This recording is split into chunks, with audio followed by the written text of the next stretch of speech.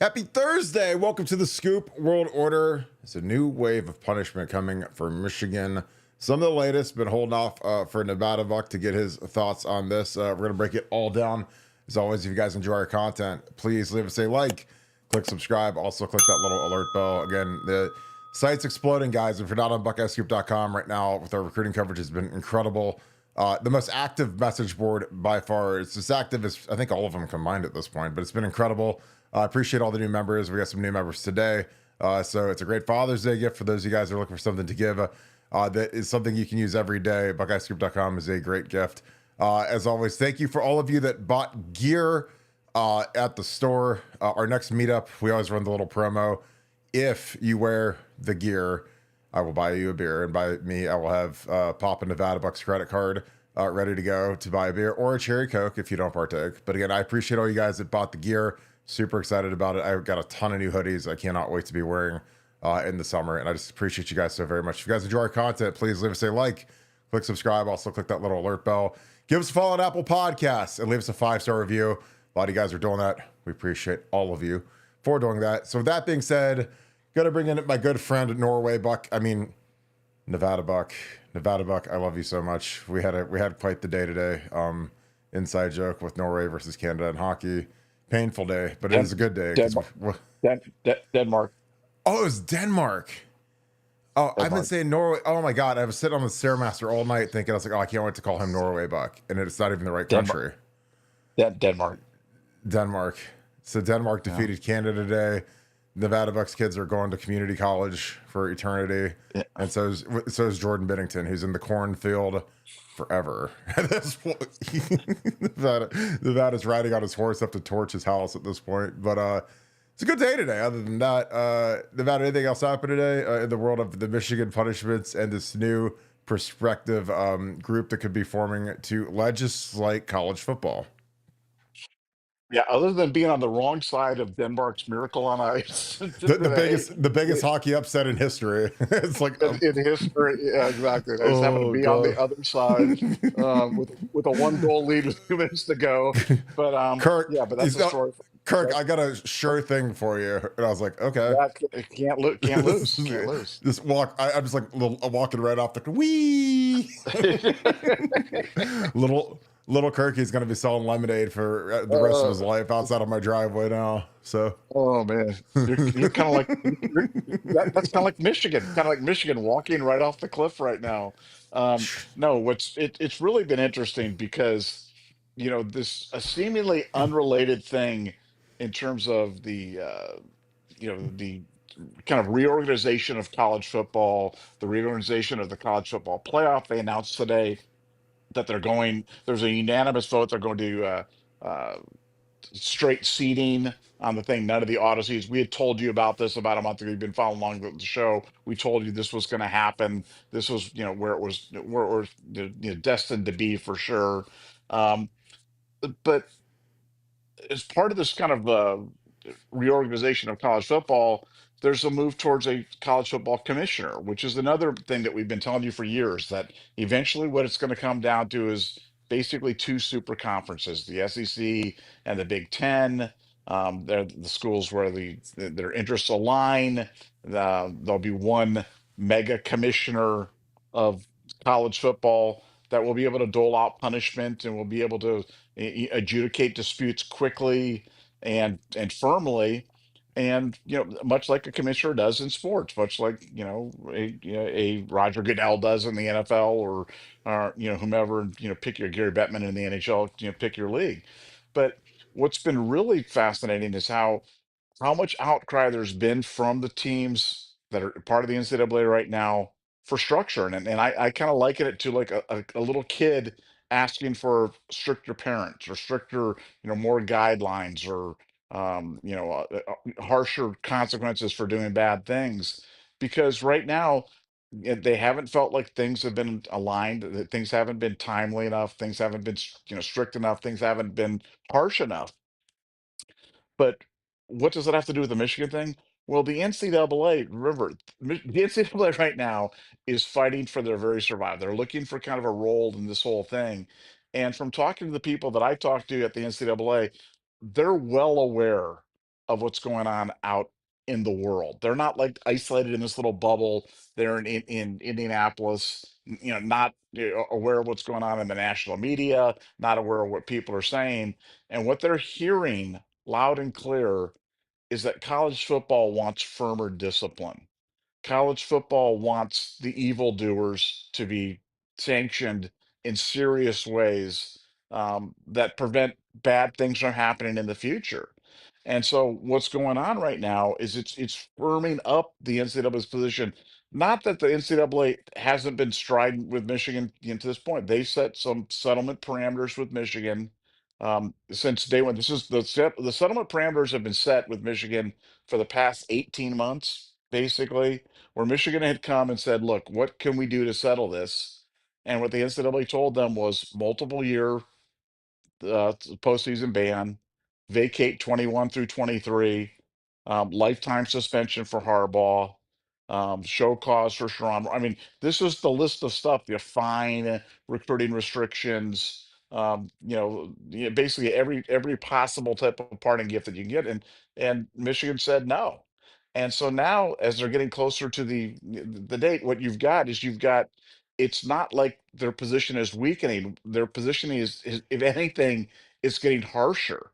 And I think the strong sense that I get from talking to the people that I talk to is I'm not, I've always felt that they had set the settlement parameters and that the ultimate punishment would be something slightly less than that.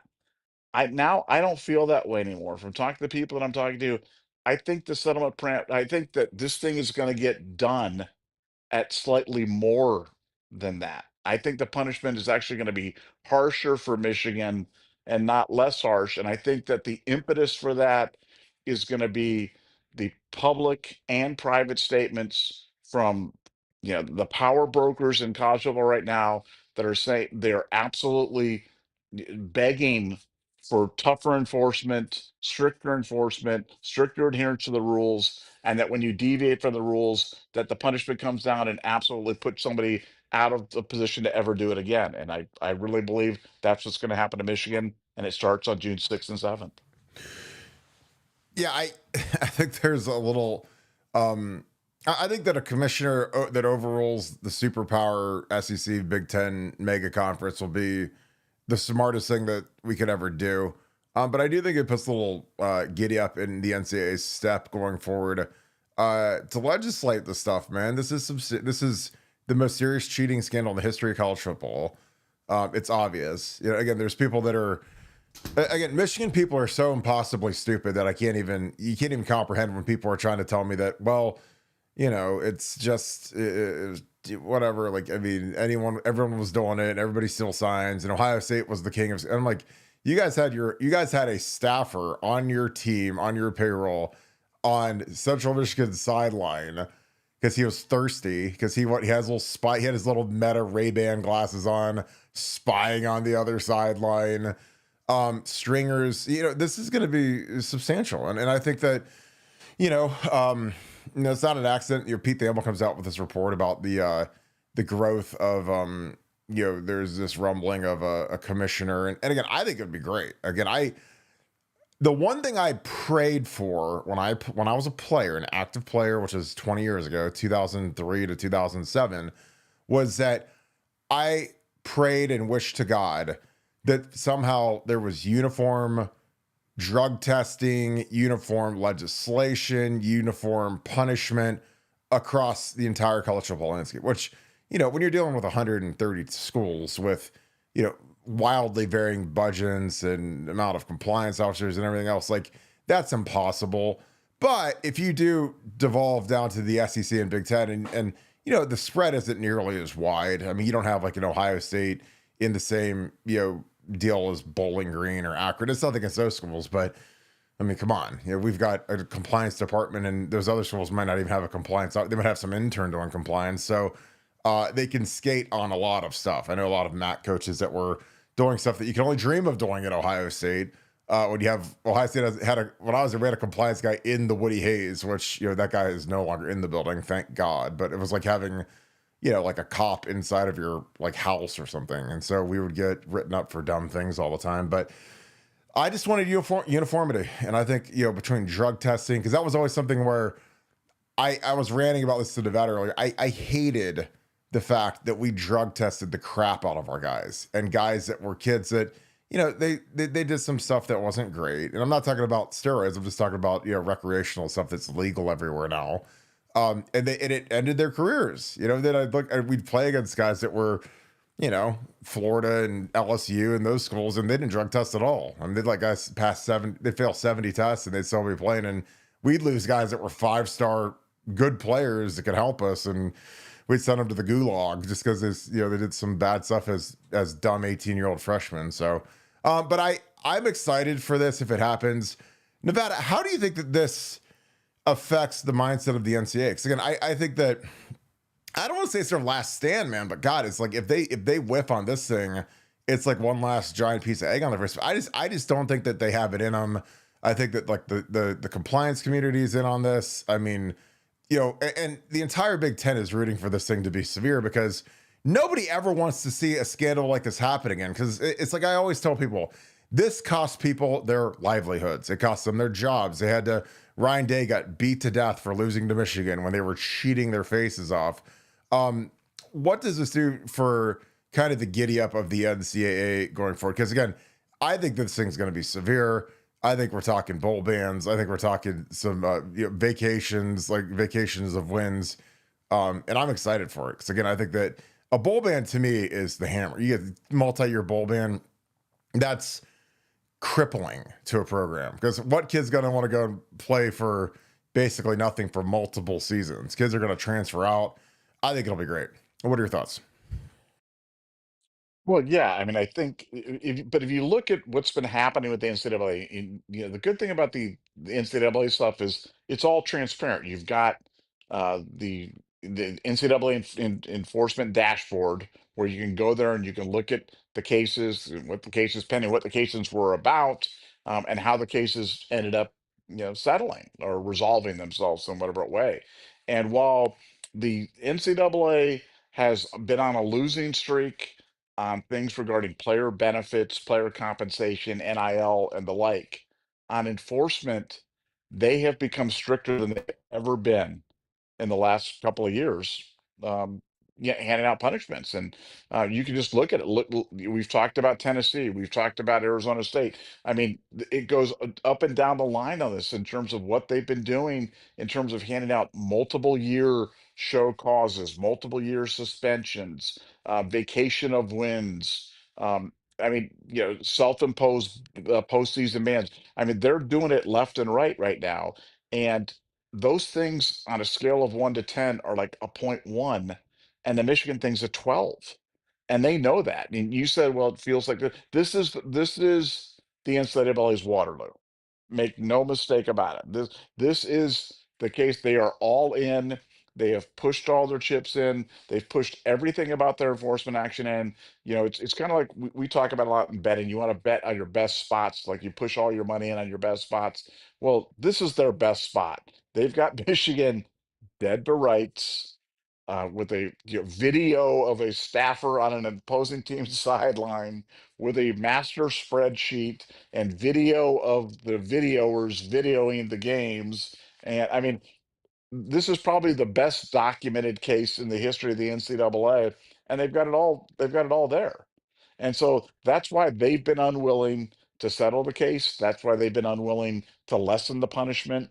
And this call now coming from these other schools, and you talk about, what would a commissioner do in this case? What would a Pete Rozelle or a Roger Goodell or a whomever, pick a commissioner. I was going to say, or David Stern. What would a David Stern do in a situation like this? They would hammer the school, the team that was involved in this. And for Michigan, um, the NCAA people they're people. They're into. I know it's like a name. It's got this little amorphous body of like, oh, it's the NCAA. It's made up of folks. It's people that read the newspapers. It's people that watch television. It's people that know what's going on in the world right now. And what the one thing that the NCAA has been able to serve up until now has been enforcement body. They've been able to set the rules because you have to have rules.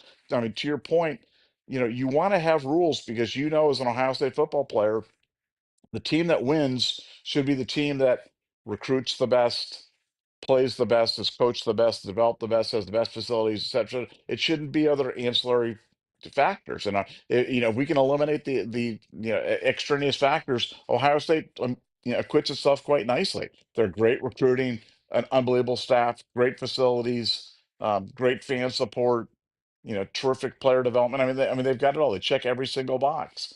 But when you inject cheating or payments to churches or to third party payola or whatever it might be, it changes the game. So I can understand why you, being a competitor like you are, why you'd want to have the playing field leveled. Well, look, the NCAA wants to say the NCAA wants to serve as the enforcement arm. The NCAA wants to demonstrate that they can set rules, enforce the rules, and then hand out the punishment. And so, for Michigan or for the fans that are waiting for like this new commissioner position or something that they're going to run out the clock and this is going to save them, it's not going to save them. It's over. I mean, the trial for you guys is literally 2 weeks away. We are literally in the point where we're 2 weeks away from the trial, and it's like I said, from talking to the people that are involved, I have modified my position that I think it's going to be worse. Not that I don't think it's going to be better. I don't think it's going to be some kind of split the baby. Let's kind of cut this thing down. I think it's going to be worse. I think Michigan's going to be made a big example out of, and I think Michigan miscalculated wildly on this and just ran into. Sometimes you just run into a bad situation where your timing's bad. Well, Michigan's timing, it's a really bad time to be in front of the NCAA with a case to decide the NCAA's future. Just bad timing for Michigan. Yeah, I agree. I think that, and again, I don't want on my little rant earlier about some of the dumb stuff that we did at Ohio, but I would hate when we would because we're so you know devout or whatever, that we would punish our own team and punish ourselves and make it harder for us to be we would rule kids ineligible, and we academically ineligible, and we'd rule your guys would fail drug tests and get suspended. I'm like, has that ever happened in the history of the SEC that you saw a player be academically ineligible? No. I mean, you ever see a guy? I mean, Honey Badger failed 150 drug tests or whatever at LSU to finally get suspended or kicked off the team, but that's it.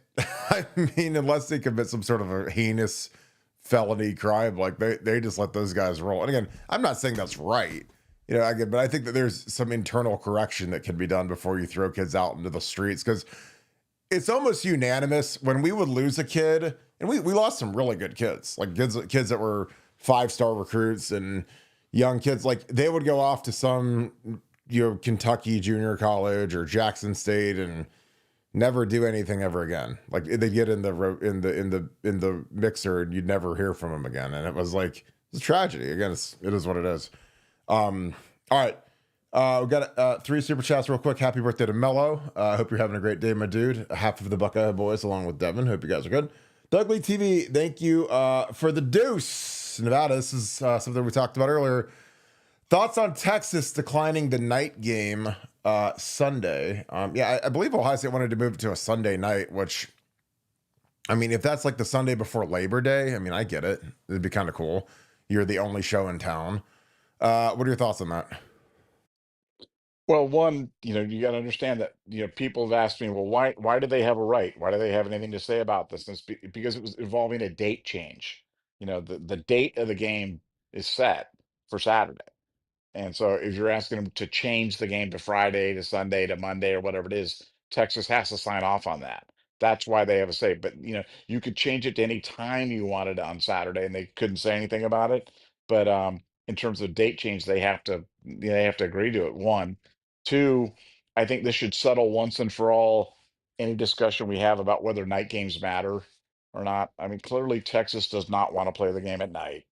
Um, they know that the stadium is tough enough to play in at big noon, but it's absolutely a different animal at all at night, and they don't want to deal with that. And so um, again, for all any of you fans that are out there that are like, oh, I like my noon games or whatever, man, night games are they're just better. They're just better from a crowd standpoint.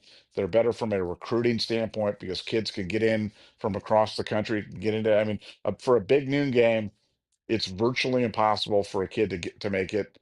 Certainly from the West Coast, because West Coast, even if you're trying to make a red eye, you play your football game runs from 7:30 to 10 or whatever it is on Friday night, and good luck getting to the airport, getting through security, um, getting there, at a big airport at LAX or one of the bigger airports in Los Angeles. It's darn near impossible. So very tough to kind of make those things work, and a an evening game, you know but what I'm hearing is that this is not dead yet.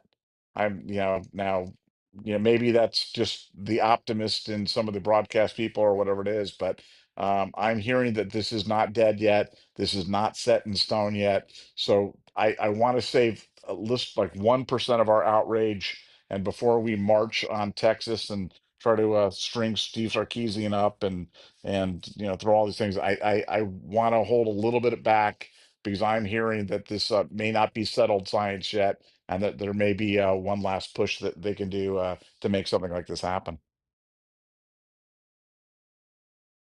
Yeah, it's interesting because I was looking at I wanted to look at Matter Day's schedule because they um it's real interesting because they play Aquinas, St. Thomas Aquinas at Aquinas. Now I don't know if that's neutral site. I would imagine that that's in Miami when it says at Aquinas. Obviously, I'm not trying to be stupid, but I'm not sure if it's like some.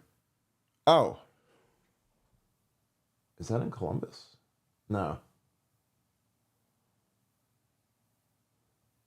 never mind. Okay, sorry, I got confused because Aquinas plays a team called Columbus, and I wasn't sure if that was like some Herb Street Classic game or something in Columbus, but they actually play a team called Columbus. But yeah, I mean, we interviewed, or we had on our network by Caden Dixon Wyatt the other day, and love the kid, but he's like, I want to come for that Texas game, and I'm like, okay, I wonder like where do you play at? And they've got a home game, Matter Day, Los Angeles area, 7:30 kick. And then it's like the game's done at 10:30, 11. And like you're just not going to get to a noon game unless you skip your high school game. And that's the only way you can do it, which would be stupid. And obviously he's not going to do that. But it's tough. A night game, you've got a shot. But I've talked at length, like it's hard to get to the Horseshoe. I mean, I know a lot of you guys go to these games, but it's really hard. And I'm telling you, it's not fun when you're in a crazy rush and you got to try to get there and do whatever. So I think, Texas isn't going to do us any favors. They're not going to go out of their way to try to help us with recruiting. They're not going to let a bunch of our star unofficial kids get into town. And honestly, on the flip of it, like just being real, as the road team, I would much rather play at noon as a road team because, the game's over at 5, 4 o'clock or so, get showered up, 5, 6 o'clock. 6 o'clock, you're on the plane, probably a 3.5 hour, 4 hour flight back to Austin or so. So you're looking at 7, 8 o'clock, and then, you get your stuff, go to the facility, get your bags. And then, you're home by 9 or 10. So you can actually go out, grab some dinner, lay on the couch, watch the night games, whatever. Dude, you do these night games on the road suck. And this is from a guy, I played in them, so if I was a head coach and they said, Kirk, you're the head coach and you get to pick, it's an away game, what time you want to play at? Noon. So we can get up, get out, get out of the hotel, go play the game, get in the jet, get home. Crowd's not going to be anywhere near as loud. Crowd's always sleepy at noon no matter what. So it's not surprising. I mean, but Texas, they play San Jose State the next week, so it's not like they've got some juggernaut coming to town, but they want to get home. And, that extra day it's not that extra day, it hurts the road team much more than it hurts the home team. Like I'm talking about moving the game to Sunday, which was proposed. I'm not sure if Labor Day, I would imagine Labor Day is maybe Monday. and that's why they would move it to Sunday. There's probably not it's probably final cuts in the NFL, so that Sunday is probably wide open. So it makes sense to make it a Sunday night game and have the entire national audience. And if you have that, if it's a Sunday, man, you can get. I mean, every high school kid in the world is off. So you could get every recruit in the world there on a Sunday. So that would be amazing for Ohio State. So I can see why Texas definitely doesn't want to do that. But it's interesting, but I'm sure we'll return the favor at some point. And the other thing is, I'm not sure how much of a financial deal it would be to change everything, to change the hotel arrangements, to change the airplane. Like that's going to cost something. It's not like it's like, oh, if you want to fly out on Friday to play on Saturday and fly back, and oh, we got to move it to Saturday to Sunday, and it's got to be a night like that. That's going to cost something. So it'd be interesting to see if they ever did do that, how that would get. Because I imagine you just send the bill to Ohio State and say, hey, you got to pay this if you want us to do it. But it's not going to happen, so it doesn't matter. Triple S podcast, thanks for the 7. Appreciate you. We cheated, but you had time to change your sign, so it doesn't count. Okay, there's scumbags. James Peoples, breakout player of the year 2025. I love that. Nevada OH. Yeah, I love the we cheated, but you had time to change your sign, so it doesn't count. Like that's crazy when their entire building knew what was going on. And it wasn't like Connor Stallions was the only guy that was figuring out how to pick signs. And, again, I've shown the video a million times where they show the thing on the sideline and there's 40 guys on the sideline pointing up and Denard's pointing up. And, so it wasn't like it was just Connor. I mean, he might've been the guy that started it, but eventually once everybody figured out what was up, then everybody was in on it. So, if you just delete Connor, you still have other people out there that know what he was doing. So I just think when someone's as demented as Connor Stallions, man, he's got to still be figuring out a way to help these guys. And I'm sure he did. Nevada, your thoughts. Again, Triple S Podcast. I appreciate you, my dude. Thank you for the 7. He says, we cheated, but you had time to change your sign, so it doesn't count. Okay, there, scumbag. And your thoughts on James Peoples as the breakout player of the year. What are your thoughts, Nevada? Oh, yeah, James Peoples is I mean, he's putting in the work. I mean, if putting in the work, high school pedigree and just kind of character count for anything, then James Peoples is going to have a massive year for Ohio State. I don't think we're going to miss a beat at running back. I mean, obviously you lose Train, Quint, 2 NFL draft picks. That's tough. But I like Peoples a lot. I like he's shifty guy, strong guy. Him and Donaldson are going to be a great 1-2 punch, and with Bo Jackson coming off the bench. So yeah, no, I like Peoples a lot. And as for the Michigan stuff, yeah, it's amazing the amount of cope that goes on with those guys in terms of, oh, that they actually want you to believe that he was just good at reading the signs. That video that you show where he's pointing this guy, that was like in the first quarter, I think. When that was early in the game. I think it was 0-0 or Yeah. something. So like he would have had to pick the signs already in like the first 4 plays, and he knew what was going on. Like how in the world does that happen? So no, he yeah, obviously, I mean, Chris Partridge knew what was going on. Denard Robinson knew what's going on. Jesse Minter, they all knew what was going on. The idea, that's like I said, I love Justin. Justin Spiro is one of my favorite people in the entire world, and I understand where he's coming from on this. But the idea that Jim Harbaugh may, whether, did he know or didn't he know? There is no coach in college football that is going to have some little Geppetto sitting on the shoulder of your offensive and defensive coordinator shouting stuff at him without him knowing exactly what's going on with that. That just, that's the thing that I just can't get past. I mean, this guy had the place of honor, the chair of cheer, right there on the sidelines, right next to the guys. I mean, you could make an argument that he was the most important person on the Michigan sideline, like the most important guy, more important than the head coach, more important than anything else. I mean, he was the guy that was telling their defense what plays to run. And what was fun was to kind of do the little juxtaposition between that and the look on their face during the TCU game when TCU had kind of caught wind and changed their signs. And he's out there obviously you're calling stuff and they're doing stuff that was completely different, and they ran up 60 points on him or whatever it was. And the look of frustration and total bewilderment on the part of Connor Stallion. So now it's the great thing about this whole thing is this is one case where you really are going to get what you deserve, and they're going to get what they deserve. It's coming. The NCAA is holding all the cards. Michigan really has nothing. They have 7-2 offsuit, and the NCAA knows it, and they're going to get hammered. And I'm loving every minute of it. Yeah, I like I said, it's like the best Bond movie of all time, Goldfinger, when all of a sudden the little chick has got the little binoculars and she's reading the cards to him, and all of a sudden Bond walks in and says, "Hear this, Goldfinger, I want you to lose 10,000 or whatever," and he like snaps his pencil, and all of a sudden he's like quite as good at gin when he doesn't have someone tell him the cards in his earpiece. But I agree. I think that the James Peoples breakout is about to be very real. James Peoples is putting in crazy work. They did testing this week. We have a huge nugget on BuckeyeScoop.com about who killed it in testing. That might be a pod for tomorrow.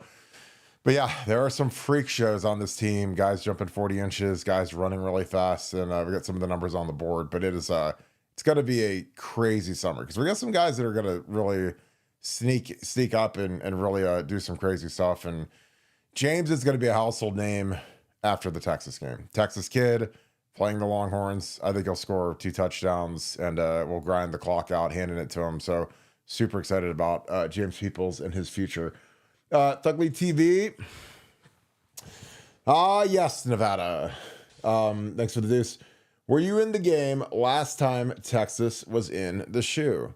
Yes, I was. I was starting at right tackle. And this is back when night games were completely, we had fake light. We had like temporary lights outside the horseshoe. Like that's how like ratchet we were. We didn't even have real lights on the stadium. So we had like the big fake lights up, which I know that's kind of hilarious to imagine, but they'd have to rent big light poles to shoot the light down on the field because we had like no night games ever.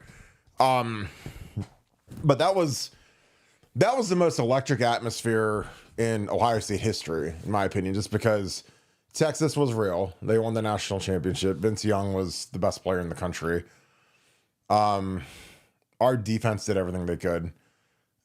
We didn't play great on offense, but again, the 2 quarterback thing is dumb, and we did it and it didn't work out. And, again, if we picked the right quarterback, we win that game, I think, easily. We missed a field goal late, and I'm not blaming Josh Houston, but that was a makeable kick and he shanked it. So we were down there, and it was funny because Santonio, man, he hit this slant in the middle of the field, and if we just throw the ball, it's a touchdown. Santonio killed his guy, and then the next play was the missed field goal, and then they go down and score. And yeah, it was terrible because the funny thing about that game is that I felt like walking off the field that I was like, that might have been the best game I ever played in my life. I mean, I was balling, and their 2 ends it was Crowder and Robeson, and they were second round. I mean, they both played a long time in the league, and Robeson played longer. Crowder was drafted higher. Roderick Wright was a preseason All-American defensive tackle. Beat the tar out of him that game. Oh my God, me and TJ were killing him. But I felt like we were balling in that game. And it was funny when we got into the Woody the next day, they would have this spreadsheet, which they would never show us, which used to tick me off. But I would go into the GA's office and I'd say, show me the grades. And they'd show it was like an Excel formula where they'd type in the categories were like got man, miss man. So did you get your man or miss your man? Good technique, poor technique. And then MA, which is a missed assignment. So there were 5 columns. They'd add the numbers up and they'd spit it out. And like I graded like a 90. I mean, which is like, that's really high for an offensive lineman, because again, like you take a false step or, you don't pick up some blitz or whatever, and you miss your man. Like it's so, but it was I played really well. Jim Bowman said that game was the highest collective grade that he'd seen from an offensive line while we were there. And that was me, Dadish started at left tackle, Rob Sim started at left guard, Nick Mangold started at center, TJ Downing at right guard, and me. And like collectively, we had the highest grade of any five that he'd ever seen. And he wasn't grading on a curve. I mean, we were all in a pissy mood because we lost the game, but like we were out there balling. And I was like, I walked on the field. I was like, how did we lose that game? But we just didn't. We kicked 5 field goals. And again, good teams don't kick 5 field goals. Good teams get it in the end zone. We didn't get it in the end zone. Our defense, like AJ Hawk might have played the greatest game ever for a defensive player. That game, I mean, he intercepted it. He ran it down to like the 5-yard line. And this is when the read option was brand new. They had Jamal Charles and they had Vince Young and they had Selvin Young and they had the big fat guy who ended up being Henry Melton, who was like 260 pounds playing playing running back, and he ended up being a Pro Bowl defensive tackle in the NFL. But yeah, that was the best team that's ever been in the horseshoe on the opposing sideline, in my opinion. And they won the national championship. They ran the table. They smashed everybody. They killed Oklahoma that year. Scored 40 something on USC or whatever to win the game. Everyone remembers that game, but. Talk about disappointing and depressing. That was like the archetype for depression. It was just like, God bless. Like, I mean, but it is what it is. Nevada, you were there, and I know that you remember Lima Sweet over Nate Sally. Do you have any thoughts on it to add? Well, yeah, just your insistence upon going for field goals instead of touchdowns. I remember Kirk Barton after the game's like, So kick I it, told kick Tressel, it, kick it, kick go it, for kick it, it. kick it. Don't go for the win. Don't do it. Don't go for the win. Don't do it. Seriously, I mean, Kirk, you gotta man up, dude. Man, your insistence on field goals instead of touchdowns cost you, man. You were afraid. Oh my God. Shouldn't be afraid, man. You can't live with fear like Fuck, that. man.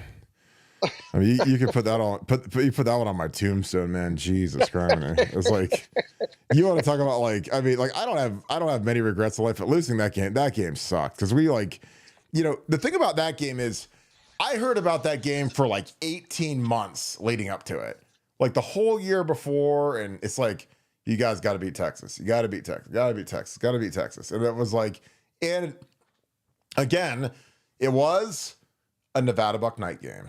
So, dude, like we walked out of the Blackwell Hotel, and a lot of you guys have seen the Skull Session and whatever.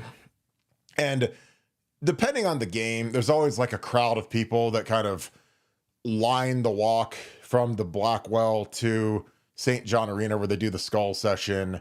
And then there's a line of people that line the street as we walk into the stadium, like through the rotunda, down the ramp, and into the deal.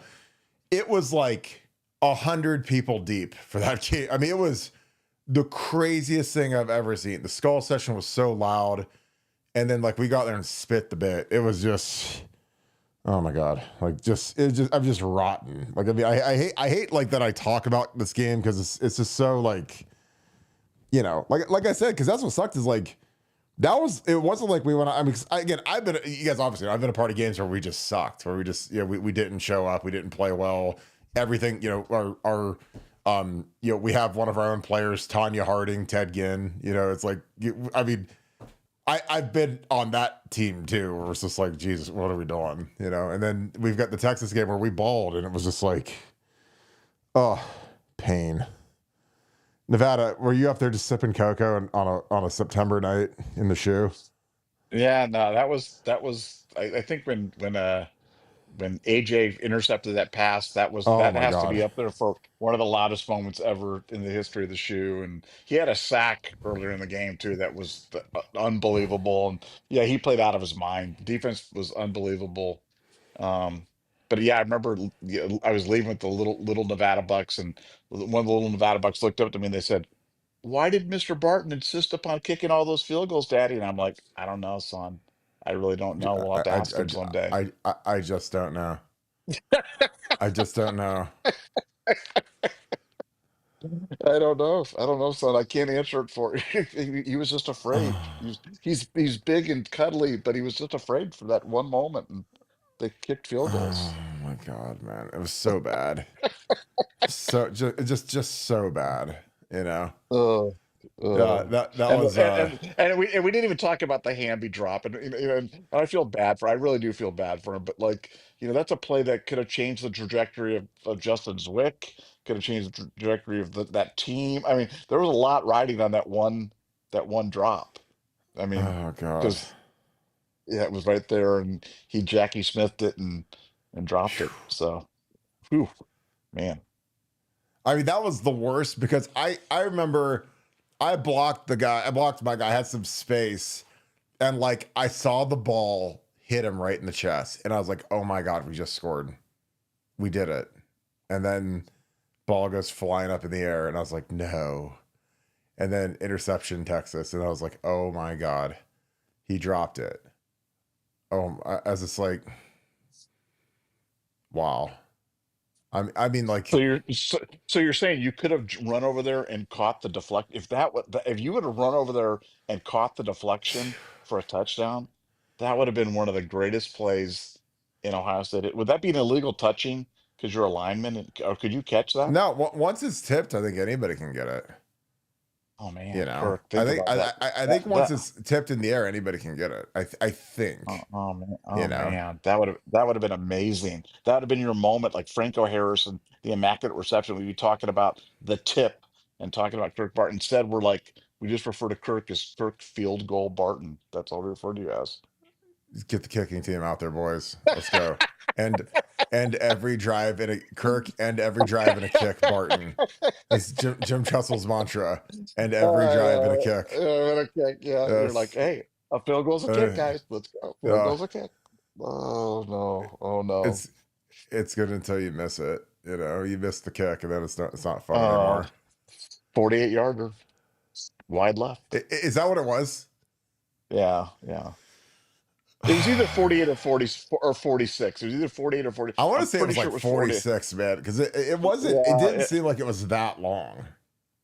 I mean, it wasn't 50. Let's put it that way. It No, was definitely in the it four. definitely wasn't 50. Let's look at the box No. score. Oh my God, let's rip the Band-Aid off, guys. Rip it off. Jesus Christ. Missed field goal. Josh Houston. Let's find this. Missed field goal. Wide right. Oh my God, that was the worst. God bless. What are we gonna bring this? I mean, it's like been 20 years.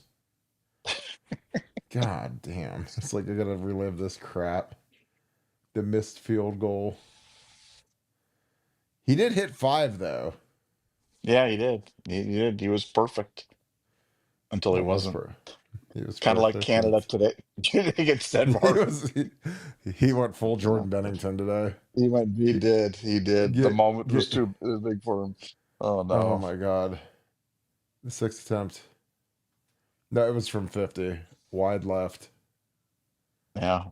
No, I can Texas remember took the kick over. being wide. I can see it in my eye. If it's at 50 yards, I mean, I guess maybe. I mean, I thought it was 48, but whatever it was, what could You're have been, saying man. you're Could saying have it been. was makeable. Well, Could have it hey, could have been us. it could have been us, man. It could It have been could have us. been us, baby. I still remember when we missed the field goal at the end of the '86 Michigan game too, Uh-huh. and that one still stings too. So, and then the Georgia game in 2022. Yeah, we've had a couple of missed field goals that have cost us some pretty big games. But have we made many field goals to win big games? No, I mean, Nugent made that one versus Marshall. No, but All I'm right, talking about big game. I'm talking about big games. I'm talking about like meaningful games. I'm talking no, like we we talk. always we No, we always miss when we need it, like versus Georgia or whatever. I mean, the Rose Bowl, I guess, versus Utah. Does that count? that was a I that mean, was that was a 11 yard and 18 yard field goal. You could have made that field goal. We could have no, I rolled couldn't you have. out there. There's We no could have, way I could yes, have. Kirk, we could train you for an afternoon and I could have you kicking an 18-yard field goal. There's just no way. We can put this on video. We'll video this. We will video this. Will Kirk it be like Barton Kirk Barton of Norway? kicking a field goal. No, you can kick a field goal. You can kick a field goal. You'll be like Tom Dempsey. You can do this straight on. We'll get you the The little square toed shoes. and stuff like that, you'll do it. All of Kane out there holding the ball for you. He'll be your holder, and he'll be able to do like Lucy and pull the ball every now and then. And you'll just fly up there and fall on the ground. We'll laugh about it. I think that'd be pretty funny, actually. Yeah, yeah. Honestly, like when you put it Kirk that way, Barton. I think it'd be pretty funny. Yeah. Can Yeah, Kirk Barton kick an 18-yard field? You could kick an 18-yard field goal. I think I could. I think I could have it in Yeah. me. You're an athlete. You can do this. Yeah. I don't know. Maybe What are we not. what are we looking at right now? We're looking at the Hamby drop, so you Oh can see wow. where I'm at. Here's your boy right here. I have an amazing view for this one right here. There's your boy, Kirk, the podcaster, podcasting pass blocking phenom. I remember being So kind of surprised that we passed. What was the situation? I mean, it was something, third and something. Like third and I, goal? I guess maybe I'm just so used to us kicking field goals that I was shocked that we were actually you were throwing. shocked. You're shocked that on third and 5 that we didn't just kick it then.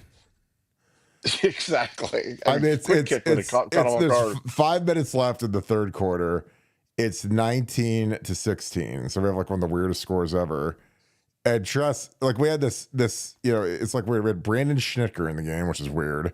And then we got Ted Ginn here, and then you got Santonio, and you got Gonzo. And then you have Hambone up here. So no one's going to pay attention to Hamby, obviously, when you've got all these guys into the short side of the field. This was actually a great formation. So then you motion Schnittker over here to take this guy out and clear all this out, take the corner out. And I mean, I don't even know if he has a route. Hammy just bangs this little skinny post and they don't even cover him. And this had to have been a 3-step. This was a 3-step, like 3-step and out, because I literally have to cut this guy. Cut him. Boom. Cut him right in the knee. I checked the twist, no twist, cut. And Hamby, I mean, look at this. Look at this cat. This is like a canyon, like right in the middle. Like, look at this. There's a guy within 5 yards of him right here.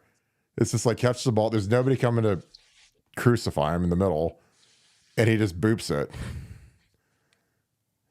So yeah, I was actually cutting there. So I'm on the ground.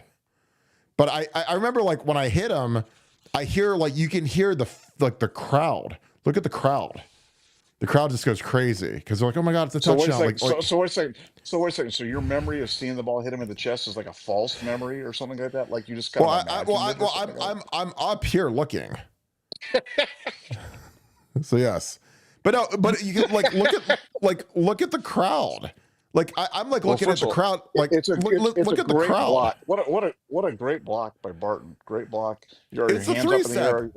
Well, you cut Yeah. him. Like I mean, like your job is to blow his knee out so that he can't deflect the ball. So I mean, you want to get him on the ground so his hands are worried about my forehead going through his kneecap. So and look at Hamby, like Jesus. So it's like, here's your boy, big booty, and we motioned Schnicker out, and they actually go with him, which is amazing. And so it makes the safety widen out, and it's just like, I mean, I don't even think he gets touched. I mean, this is a free release. This is like you're in the parking lot. I mean, they don't even cover him. He turns around. There's nobody here. This is again. Everybody crafts on. That ref's screening him though. That ref is screening him. Oh my God, The isn't ball that comes right over amazing? the guy's head. Yeah. Like, do you think that this umpire disrupted everything? Yeah. Yeah, I do. Oh my God, look at him getting out of the way. He's like, oh, boom. Oh my God. Here's me getting out of here. Whack. Like, you think your knee feels good when my helmet just goes right through it? Boom. Pirouette. Oh my God. That was not fun. Not fun at all. You kicked the field goals, but then you were happy. You were like, okay, we got the I field said, goal. kick it, kicking team, quick. Kicking team, quick, please. Please. Yeah. Oh, God. Oh, my God. Barton and his field goals. I mean, you want to talk about going down like a crappy memory lane. Jesus Christ. Oh, my God. That was a good block, though. You did a good job. Hey, I can't catch it. All I can do is block, Exactly. I mean, is this Antonio cooking this guy? I think it is. I think this is the last play before the field goal, I think. I just want to make sure it's it before I put it on the screen. Oh my God. To convert. So this is, I'll show one more and then we'll get on to the next super chat. I know you guys are loving this. So like here, this is Santonio. This is third and probably medium, I'd say. Third and 7 or 8, or is it longer? Yes, 3rd and 14. Okay. So we had a loss there just somewhere around there. This is 5 minutes to go in the fourth quarter. We're up 6, in the shoe versus, number 1 team in the country, whatever. So, we got Santonio in the slot here. We got them nice and wide, so they're all stretched out all over the place. And we got a six-man protection. We pick up everything. There's one guy free because there's an internal here. So we must have, I ended up taking him because TJ got eaten up by that guy, so I had to take this guy. You leave the widest guy. Justin's got to beat him with the throw. And it's like Santonio, like, he's just wide open. Like, look at Santonio. He's wide open. And we don't hit him.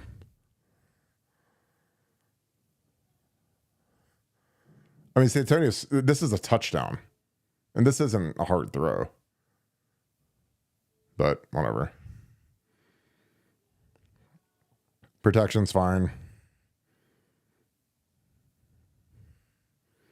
I mean, literally, it's a 6-man pro versus a 4-man pressure. And I mean, this is just... Is that Roy? That might be Roy. I don't know who it is. That might be too big for Santonio. But regardless, I mean, this is like... I mean, if he catches this guy's not making that tackle. And then we missed the field goal. So, again, we're just like a comedy of errors at this point. So now we're losing. And we come out... And this is the best. So before this, I had no idea who the quarterback was going to be. So we're at the TV timeout, and they didn't know who the quarterback was going to be. So I asked Justin and Troy, I was like, who's in? Neither guy knew. So we get out there, and this is, 2:31. We have plenty of time. 2 timeouts left. Down 1. After Texas scores on the Lima Swede play. So here, this is just, this is kind of base defense. Pass pro, switch it up. Clean pocket, for the most part. I mean, step up. Switch a twist over here. Run the guy past. Keep him working. And we fumble. And they run it back. And Brian Robeson, who's a douchebag, this guy, 39, this idiot who talked trash the whole game, is the guy that recovers it. He didn't do anything all game. And he recovers the fumble. So we go out and scramble. Fumble. Yeah. I mean, he was the biggest douchebag, and it's like this guy, and he just falls on it like an idiot. So, yep. Hope we do better this time. Fuck. All right. You still there? Oh, Nevada's calling back in. He missed my whole diatribe on that. You there? Did you hear I me? am here. When did I lose you in the middle of my diatribe? I think you lost me. You said we're going to take a quick look at some of the Texas game, and then I lost you for about 15 minutes. 15 minutes? Do you remember me talking to you during that time, Kirk? Do you remember that voice that was on the other thing? That was me, Kirk. So I I was don't not there. know. I was the one ridiculing you about your insistence upon field goals. What was the last play that you saw? The field goal, the missed slant. I missed the missed slant. Yeah, the play where you missed the guy on the outside and it rushed to Zwick and he couldn't throw the touchdown pass. Oh, on the Hamby one or on the other one? No, on the Santonio one. I don't know. Where you missed the outside guy. I think it was Roy. I don't think it was Santonio. That guy was way too big for Santonio. That wasn't but it still sucked. All right. So yes, I was in that last game. Painful. All right. Triple S podcast. Thanks for the 7. He says Peoples will break out because 1, O-line is veteran with great run blockers like Luke Montgomery. And 2, young, inexperienced quarterback makes leaning on the run makes sense. Nevada OH.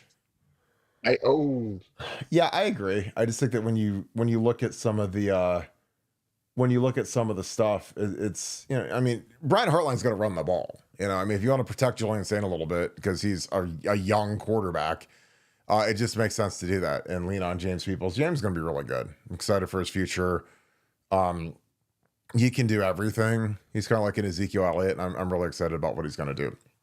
So, yeah, he and that line is going to be really good in my opinion, and we're going to need him early in the season. All right, RJ, what's up, my dude? RJ Story, Pink Floyd piano covers. Make sure you guys go check out his YouTube channel. Excellent piano covers. Dark Side of the Moon, one of the great albums of all time. If I remember correctly, Kirk's offense was known as 3 points and a cloud of dust offense. Well, I think it kind of depends. Like in 04, we were for sure because we were just terrible, especially the first half of the year before Troy started. And we had Nugent basically. I mean, Nugent won the Groza because we had to kick so many field goals. But once we had Troy and Santonio and we had Ted Ginn playing all of a sudden in Gonzo, like we started scoring points. So we dropped like 37 on Michigan. Then in 05, we were good. I mean, when we had, especially like when we got it cranking, going into the bowl practice, Notre Dame. 06, we were pretty high flying with Teddy and Gonzo. So it just kind of depended on the quarterback. So yeah. Yeah, it was high flying with Troy. When we went to Todd, we had to run it. We ran it a lot with Beanie, and you're kind of at the mercy of your folks that you've got. So, I loved what we had, and I'm excited about what we can do this year because I think Julian Saint can throw the crap out of the ball, and I think with our skill guys, this is as good of a skill group as we've ever had with JJ, Tate, Max Clare, and Ennis. That's going to be ridiculous, and I'm excited to see that. Tisha 1977, thanks for being an entrepreneur. Thanks for the 5. He says, if you get any player from any team in the country to the Ohio State roster, who would you pick? I'd take Nicholas Singleton from Penn State in a second. Nevada, I'll let you go first on this. If you could add one player in the country to the roster, who would you pick? Well, I'm gonna describe him to you. Okay, he's a defensive end. Dylan Stewart.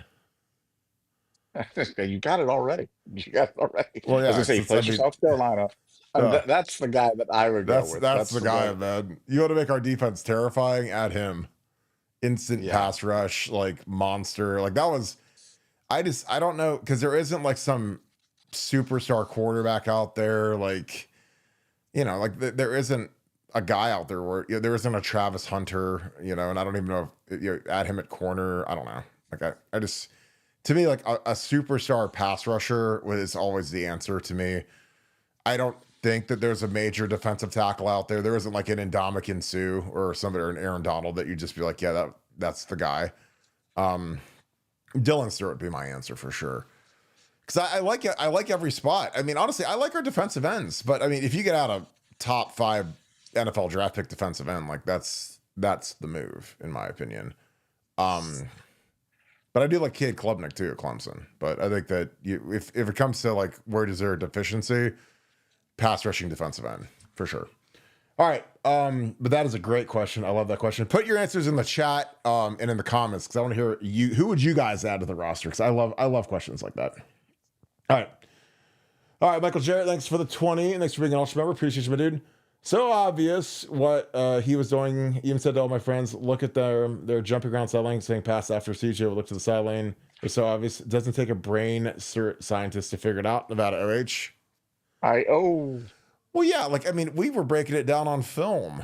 I mean, I was like, look at this. This is crazy. And it's just, I don't know. Like, I mean, they're doing it out in the open. This isn't like it's some, SWAT exercise in the darkness and they're doing it in front of 110,000 people plus media plus cameras. And, what is the Ohio State Michigan game on Fox? There's 10,000, cameras on the sideline and every angle, and you can see it.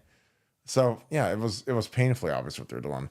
Nevada, what are your thoughts? Again, it's, we've broken that clip down a million times. It's a great clip, but I always say Connor Stallions went from being an unpaid intern to making 50 grand a year in like 2 years. So obviously they figured out what he was doing was valuable. And I'm telling you, all those young guys were trying to say, hey, I want to get on that path where I can get a full-time job at Michigan. He doesn't have to go to Grand Valley State or some dinky school to kind of earn his stripes. He went straight to the big leagues. And those guys all wanted to do that. And they all wanted to get real jobs. What are your thoughts, Nevada? It was pretty obvious, wasn't it? Well, let me just ask you a question. Like we've all seen the Connor Stallions video of him on the sidelines at the Central Michigan game. Do you think that was the first and only time he was on an opposing sideline?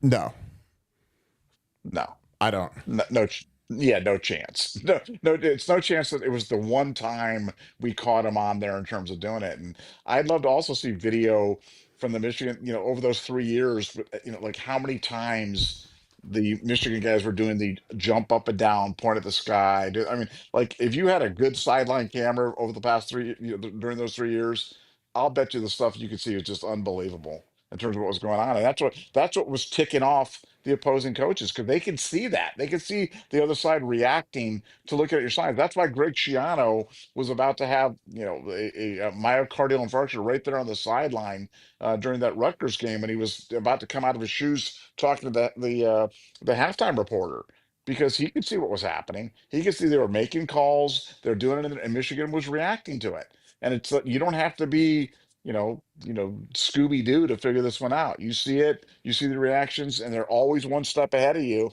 And they were one step ahead of the point spread. They were one step ahead of the second half spread. And they went from being absolutely dismal to being national champions. And then as soon as he left, they went back to sucking again. So yeah, none of this is very complicated.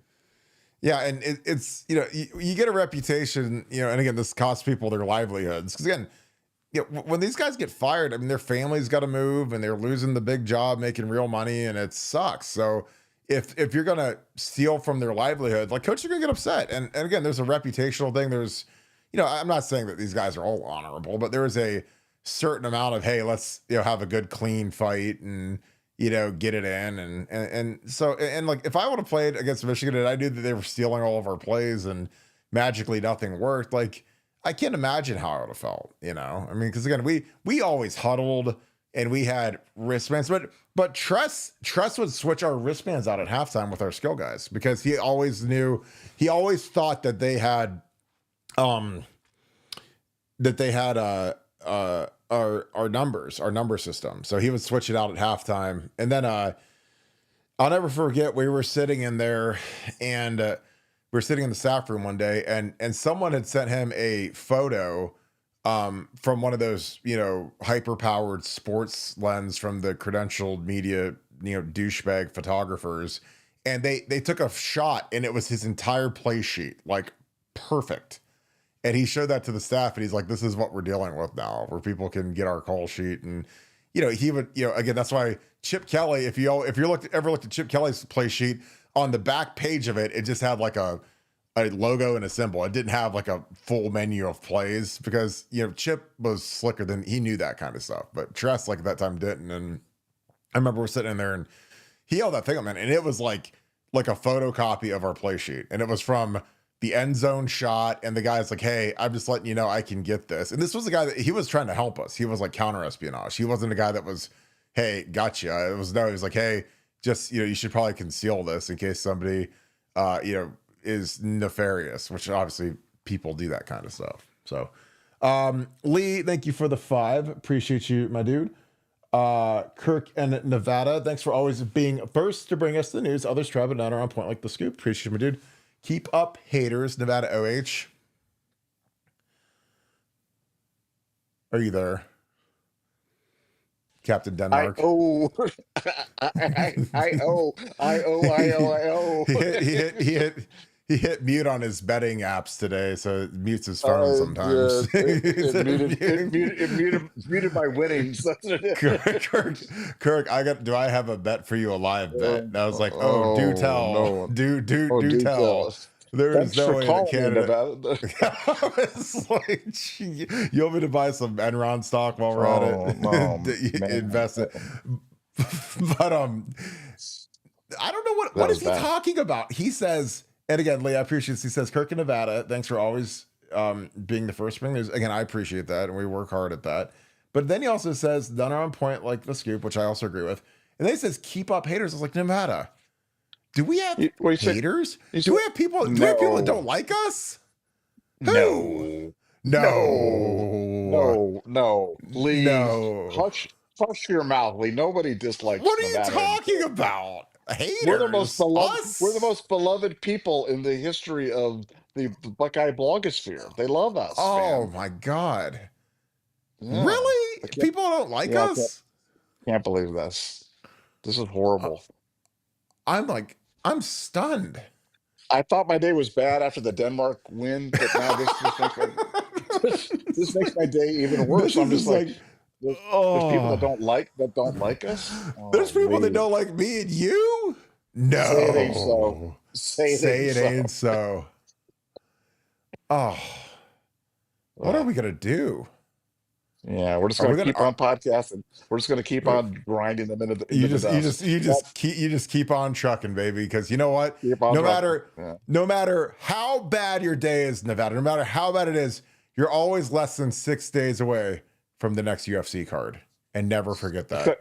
Except for there's no card this weekend. There's no card. It's Memorial Day. No. Did Dana cancel it Yeah. after he found out about you lost to the Denmark thing? Uncle Dana canceled, so I gotta wait like 8 more days to punish the books at the next UFC card. So I yeah, can't believe that no we've got UFC. haters. That's No, I know. crazy. Did It's you know sad. that? Like, honestly, before Lee My, told us? my kids tell me every now and then they read occasional mean things on social media, but I don't believe them. I thought they were just making it up. Oh, I get attacked. I never ever am on Twitter ever. And I just get waylaid on Twitter all the time. Like, I was like, our damn interns Uh, out there setting me up. I walk right into like the Dragon's Fire, and oh I'm like, what man. did I do? I don't even use Twitter. And they're like, I hate Kirk Barton. And it's all these Michigan idiots. And they're just like, oh, Kirk Barton again. Kirk Barton, Buckeye Scoop. And then they always post my mugshot. And I was like, you know what? I actually I was like, I really look good. I mean, I got my face looks skinny and my hair's done. I got a nice haircut, nice polo on. I was like, you know, that ain't bad. I mean, I've looked much worse. I mean, my God. So it's like, you know, at least I exfoliated that day, you know? I mean, I was like, yeah, I'm it's gonna like, go. I'm gonna go give the intern another raise because oh, anything that can absolutely. rile people up on Twitter, like we hate Barton in Nevada. Oh, That's God. quality. That's quality work, man. Keep it up. That is, Keep up the there good. isn't a thing in this world that makes me happier. There are people like, I'll tell you what, I hate that Kirk Barton and that Nevadabuck. And I'm sitting there, and me and you are sitting here eating like potato chips and dip and talking about the Canada game. We're like, ooh, boy, we're going to make all this money today. We're going to bet on Team Canada, Sidney Crosby, Nate Uh, McKinnon, Jordan Bennington. uh, What could go wrong? what could Oh, go wrong? Denmark. Oh, Oh Denmark. no, oh, Denmark. Oh no. I was watching. Oh I was boy. watching that. I was like, man, they sure love to clap to that music in that Denmark arena. They were clapping like crazy. I was like, man, they must be having a good old time. Yeah, no, they were clapping a lot of clap, a lot of clap. It'd be like me having a bet on Russia in the Miracle on Ice game or something like that, laying like 6 goals or something. Like Kirk, we can't lose. We can't you're lose. like, There's a bunch of you're like, Bunch of college kids. I bet against the you're like Americans. We Kirk. can't lose. They've got Tretiak and they've got Fetisov and they've got Karlov and Yeah, Kirk. Let's bet if we bet $10,000 at minus 10,000, then we can make $100 easy today. Easy, easy easy money. money. It can pay for our gorditas today. Yes, So yes, indeed. Lee, thanks for the deuce. He says, we love you boys. Keep hurting feelings. Are we hurting feelings too? We have haters and Yeah, we hurt feelings. God, man. I How do we hope we do it? hurt.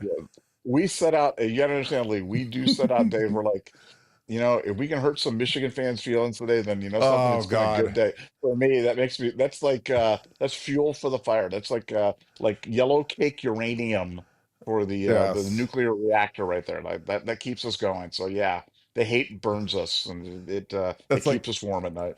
that's like the red Cheeto dye, that Oh you yeah, can't get yeah. anymore. Yeah, it's so bad. Like Michigan fans hate us so bad, and then there's like these idiots on the Ohio State beat that hate us so much that they hope Michigan skates scot free, even though they're not going to. They're like, oh, we don't want Kirk and Nevada to be right since they're always right about everything.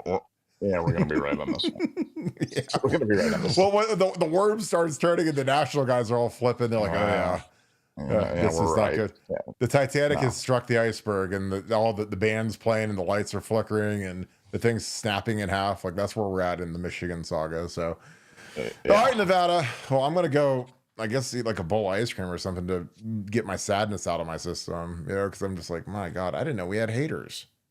That's crazy. The only thing that's going to make the day any better is that if Oklahoma City does not spit the pit tonight, so like we can't roll a Denmark Minnesota Timberwolves daily double thing. So come on, parlay. Come on, Oklahoma City. Come on, Oklahoma City. Let's go. Bring it home for daddy so we can get the Nevadabuck kids back on the straight and narrow.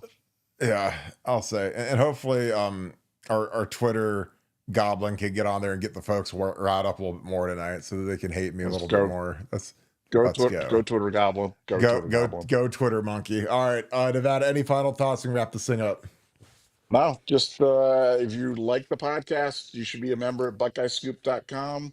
It's the best $12 that you will ever spend, and we have an unbelievable community, and we'd love you to be a part of it. So consider joining. Great way to support the podcast, and great way for you to really enhance your life. You're gonna have a great time, more fun than you ever knew you could have for 30 cents a day. It's basically like having the chat and everything like all day, because the chat ends when the show ends, but on the message board, it's always on, which is awesome. So, all right, folks, appreciate you guys as always. If you guys enjoy our content, please leave us a like, click subscribe. Also, click that little alert bell if you guys enjoy everything that we do. Consider following us on Apple Podcasts. Click subscribe on that, and also leave us a 5-star review there. Fight the trolls, because there are a lot of trolls like say stupid things on there. So give us a 5-star review and fight back. But I appreciate you guys so very much. I hope you guys get ready for a great weekend. If you guys are traveling, travel safe. Pop's podcast is tomorrow. I'm excited about that. Devin will be hosting that with Daniel Sanchez and Duke Pettijohn. So that'll be at 7 o'clock tomorrow. They're taking our slot. I think it's going to be awesome. We're going to have Brett Getz on, who is the godfather of 7-on-7 football of South Florida Express. He is one of the pioneers of 7-on-7, and he has got some crazy stories. So he's a big Ohio State guy. Love him to death. He's helped us get J.J. Smith and Ennis and Tate and Ryan Shazier, Jordan Howard. I mean, a ton of guys throughout the history of Ohio State football, but he's the best. And I'm excited to see those guys interview with him. I think it's going to be great. So with that being said, thank you so much, Buckeye Nation. And thank you, Scoop family. Hope you guys have a great weekend. And we'll see you guys real soon. You guys have a great night. Go Bucks.